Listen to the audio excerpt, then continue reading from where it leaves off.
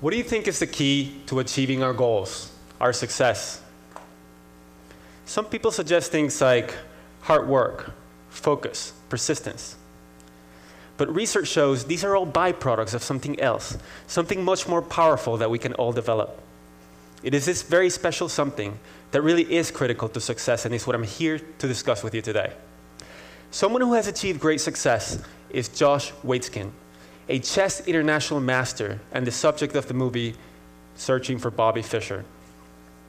Nobody has won all the national chess championships that Josh has. But even more impressive, when he turned 21, he took on the challenge of mastering something completely new and very different from chess: martial arts. He realized that he had learned how to grow and succeed, and he could apply that understanding to other domains. And so, he devoted himself relentlessly to Tai Chi Chuan. And after lots of hard work, many failures, and some broken joints, he became a great martial artist, and he won 2 world championships. Now he's off to jiu-jitsu.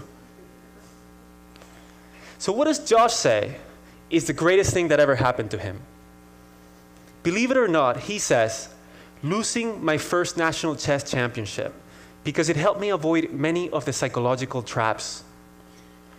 The key trap that Josh avoided was believing that he was special, that he was smarter than other people, and that he didn't have to work hard. He could have thought of himself as a prodigy, but he doesn't think that he has extraordinary intelligence. He says, the moment we believe that success is determined by an ingrained level of ability, we will be brittle in the face of adversity. Josh often quotes Stanford professor Carol Dweck, who discovered that some people see intelligence or abilities as fixed, what is called a fixed mindset, while other people see them, as Josh does, as qualities that can be developed, a growth mindset. More important, Dr. Dweck discovered that these 2 different mindsets lead to very different behaviors and results. In a study she did with Dr. Lisa Blackwell, several hundred 7th graders were surveyed to determine which mindset each student had, and then they were tracked for 2 years. Results showed that the students with a growth mindset, those who thought they could change their own intelligence, increased their grades over time, while those with a fixed mindset did not. You can see the trend. The gap in performance just widens and widens over time. The difference between these 2 groups? A different perspective on intelligence. Other studies have shown similar effects for our mindset about other abilities, like problem solving, playing sports, managing people, or anything else you'd like. Dancing la Macarena. The key to success is not simply effort or focus or resilience, but it is the growth mindset that creates them. The mindset itself is critical. Research shows that when we directly try to build grit or persistence, it is not nearly as effective as addressing the mindset that underlies them. How many of us think of ourselves as not math people, or creative, or sociable, or athletic, or conversely, that we're naturals? If we're to fulfill our potential, we have to start thinking differently. We have to realize that we're not chained to our current capabilities. Neuroscience shows that the brain is very malleable, and we can change our own ability to think and to perform. In fact, many of the most accomplished people of our era were thought of by experts to have no future. People like Charles Darwin, Lucille Ball, Marcel Proust, and many others. But they, along with all great achievers, from Mozart to Einstein, built their abilities.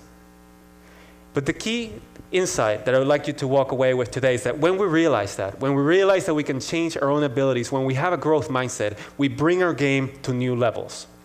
So how does a growth mindset do that? It turns out that there are physiological manifestations to mindset. Brain scans show that for people with a fixed mindset, the brain becomes most active when receiving information about how the person performed, such as a grade or a score. But for people with a growth mindset, the brain becomes most active when receiving information about what they could do better next time. In other words, people with a fixed mindset worry the most about how they're judged, while those with a growth mindset focus the most on learning.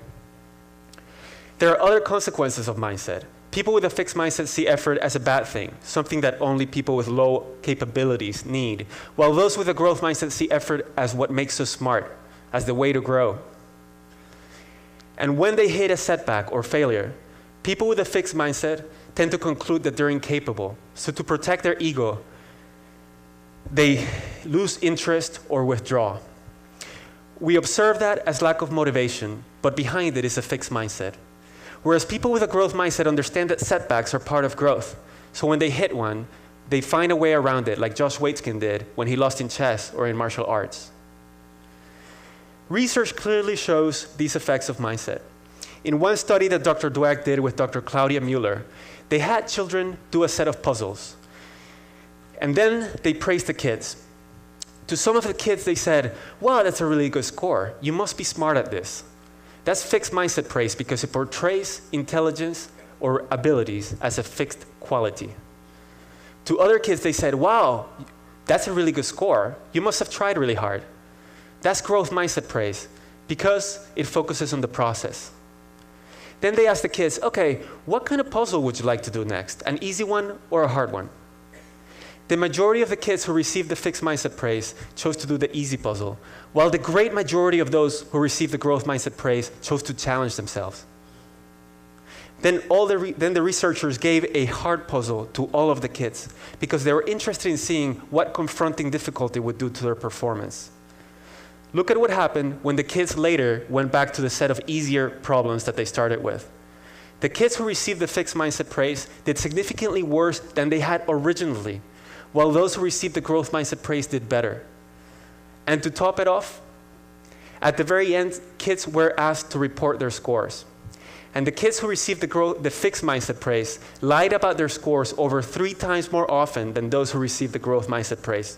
They did not have another way to cope with their failure. The difference between these two groups? One short little sentence. How often do we praise kids for being smart or for being great at something? We've been told that this will raise their self-esteem, but instead, it puts them in a fixed mindset. They become afraid of challenges and they lose confidence when things get hard.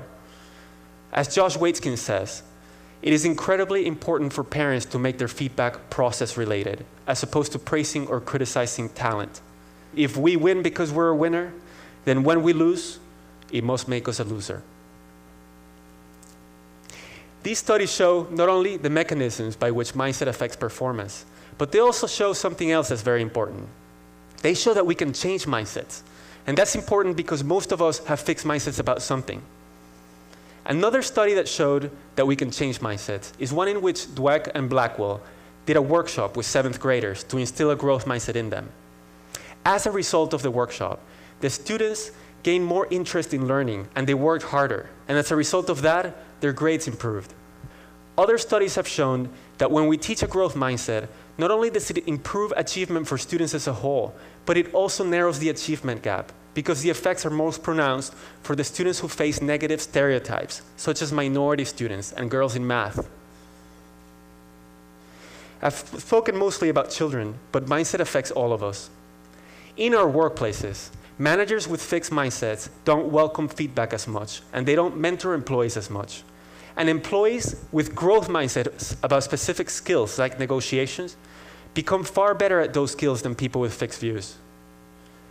Mindsets can even help us solve big social issues. A recent study showed that when we expose Israelis and Palestinians to the idea that groups can change, they increase their attitudes toward one another, they improve them, and they enhance their willingness to compromise and to work for peace. We also see the effects of mindsets on relationships, sports, health.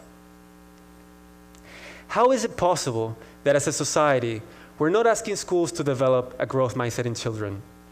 Our myopic efforts to teach them facts, concepts, and even critical thinking skills is likely to fail if we don't also deliberately teach them the essential beliefs that will allow them to succeed, not only in school, but also beyond. There's a lot that we can do to change mindsets, but here are 3 things that any of us can do to instill a growth mindset in ourselves and in those around us. First, recognize that the growth mindset is not only beneficial, but it's also supported by science. Neuroscience shows that the brain changes and becomes more capable when we work hard to improve ourselves. Second, Learn and teach others about how to develop our abilities. Learn about deliberate practice and what makes for effective effort. When we understand how to develop our abilities, we strengthen our conviction that we're in charge of them. And third, listen for your fixed mindset voice. And when you hear it, talk back with a growth mindset voice. If you hear, I can't do it, add, yet. My request to you today is that you share this knowledge about the growth mindset with your family, friends, and schools so that all of us can go and fulfill our potential. Thank you.